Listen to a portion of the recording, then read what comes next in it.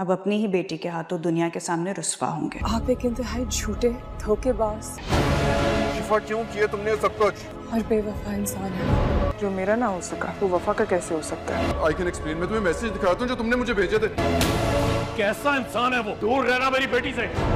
एक तरफ मेरी बेटी का पीछा नहीं छोड़ता तो दूसरी तरफ आप लोग यहाँ इसकी मंगनी और शादी की तैयारियां कर रहे हैं। अब इस दिल में उसके लिए जगह नहीं बन सकती। और वहाँ ये सालिस से मिलने गई थी। क्यों गई थी?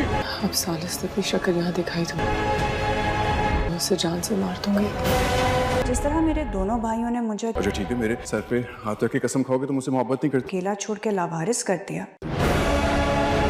नाज़रीन, ड्रामा सीरियल गैर के आने वाले एपिसोड में हम लोग देखने वाले हैं कि शिफा अपने मकसद में कामयाब हो चुकी है। शिफा जानबूझकर सालिस को वहां बुलाती है और वफा भी अपनी फैमिली के साथ वहां पहुंच जाती है। ये सारा प्रोग्राम शिफा का रचा हुआ होता है। उस्मान जब शिफा को सालिस के साथ देखेगा तो उसे बहुत गुस्सा आएगा।